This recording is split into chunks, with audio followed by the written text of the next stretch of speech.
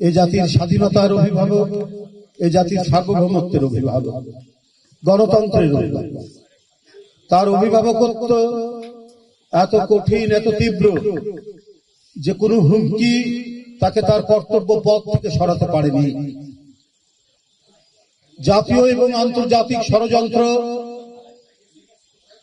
তাকে তার গণতন্ত্রের অঙ্গীকার থেকে সরাতে পারেনি। স্বাধীনতা রক্ষা এবং সার্বভৌমত্বকে শক্তিশালী করার যে দৃঢ় প্রত্যয়, সেই প্রত্যয়কে দুর্বল করতে পারেনি সেই নেত্রী বেগম খালেদা জিয়া। অনেকে আমাকে জিজ্ঞেস করেছেন, কেউ শুনি ভারতপন্থী, কেউ শুনি পাকিস্তানপন্থী, আপনারা কোনপন্থী? বলছে আমরা বেগম খালেদা জিয়া পন্থী, আমরা শহীদ রাষ্ট্রপতি জিয়াউর রহমান পন্থী, আমরা তারেক রহমান পন্থী। আর এই পন্থীর তাৎপর্য কি? কেন জিয়াউর রহমান, বেগম খালেদা জিয়া, কেন তারেক রহমান, কেন দেশনেত্রী পন্থী? কারণ এই পন্থী হলে পরে আমাকে ডানে বামে কোন দেশের দিকে তাকাতে হয় না, আমাকে তাকাতে হয় বুড়িগঙ্গার দিকে, শীতলক্ষার দিকে, যমুনার দিকে, পদ্মার দিকে, ইছামতির দিকে, আমাকে তাকাতে হয় কর্ণফুলীর দিকে, আমাকে তাকাতে হয় ফেনী নদীর দিকে।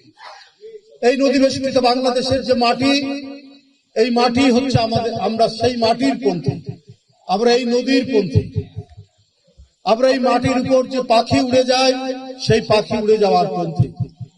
আর এই দর্শনই আমাদেরকে শিখিয়েছেন শহীদ রাষ্ট্রপতি জিয়াউর রহমান, দেশনেত্রী বেগম খালেদা জিয়া।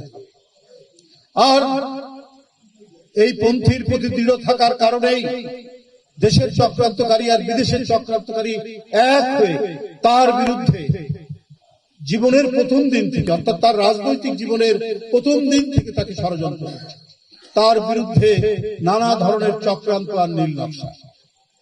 আপনারা ১/১১ ঘটনা শুনেছেন। ১/১১ ঘটনাতে তাকে চাপ দেওয়া হয়েছে, তাকে বলা হয়েছে আপনি দেশ ছেড়ে চলে যান, কিছু হবে না।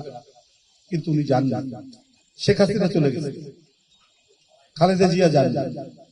শেখ হাসিনা অভিমান করেছেন মঈনুদ্দিন ফখরুদ্দিনকে যে তাকে সরাতে পারলেন না, আমি চলে আসি, পরবর্তী তারা চলে আসে। এটা হলো পার্থক্য।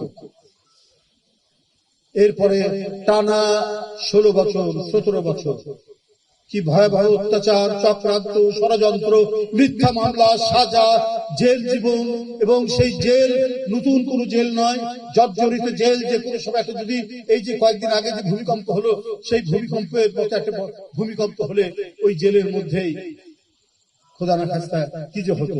যাই হোক, সেই সময় কিছু হয় না। এই অর্থাৎ 5ই আগস্ট পর্যন্ত তো এক ধরনের জেলেই ছিল। তার বাসায় যাতায়াত ছিল রেস্ট্রিক্টেড, সমস্ত কিছু পুলিশ আর গোয়েন্দাদের দিয়ে অবরুদ্ধ রাখা হয়েছিল। আর কারাগারে তো 2-2.5 বছর তাকে থাকতে হলো, বাড়ির কারাগারে। 5ই আগস্টে তার মুক্তি। বন্ধুরা আমার, তাহলে আজকে শুধু বিএনপি, আজকে শুধু যুবদল, ছাত্রদল, শ্রমিক দল, ওলামা দল, এরাই কি মিলাদ মাহফিল করছে, দোয়া করছে, সারা জাতি করছে? আমি বিস্মিত হচ্ছি। সমস্ত বাংলাদেশের রাজনৈতিক সংগঠনগুলো আজকে এভারকেয়ারের দিকে দেখে আসছে এবং তাদের প্রাণের আপত্তি, তাদের প্রাণের আকুলতা এবং নেত্রীর প্রতি শ্রদ্ধা যেভাবে তারা দেখিয়েছে।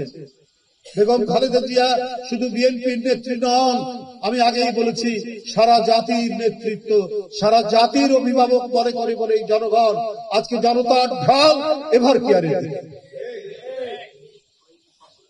আমরা তার দোয়া কামনা করছি। আমাদের মাঝে এই দুনিয়াতে তার আরো বেশি প্রয়োজন। এখনো আমরা অবাধ সুষ্ঠু নির্বাচন ফিরে পাইনি। গণতন্ত্র এখনো একটি ধোঁয়াশার মধ্যে আছে এবং স্বাধীনতা সার্বভৌমত্বের উপর প্রতিনিয়ত হুমকি আসছে বিভিন্ন দিক থেকে। এই সময় কমপক্ষে প্রেরণার উৎসস্থল হিসাবে বেগম খালেদা জিয়াকে এই জাতি আরো বেশ কিছুদিন, আরো দীর্ঘদিন যদি তারা কাছে পায়, এই জাতিটি আরো মজবুত হয়ে গড়ে উঠবে। আমরা দোয়া করছি এখানে যারা উপস্থিত শ্রমজীবী মানুষ, রিক্সা চালক, ভ্যান চালক, সিএনজি চালক সবাই আছে। এরা পরিশ্রমী মানুষ, এরা নিজেদের পরিশ্রম করে খায়, সৎ পয়সা উপার্জন করে। আল্লাহ আপনাদের দোয়া কবুল করুন।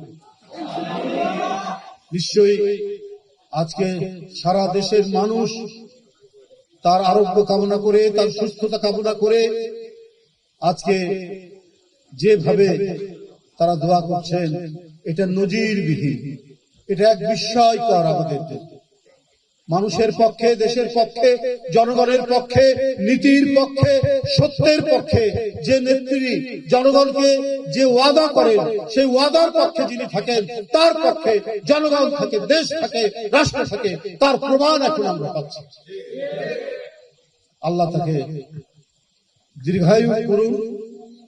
আমি সর্বশেষ খবর পেয়েছি, আগের মতোই তার চিকিৎসা চলছে, তিনি সেই চিকিৎসার মধ্যেই আছেন। আল্লাহ খুব দ্রুত তার আরোগ্য দান করুন, এটাই আপনাদের সবার কাছ থেকে কামনা করছি, যে আপনাদের দোয়াতে নিশ্চয়ই আল্লাহ তাকে সুস্থ করবেন।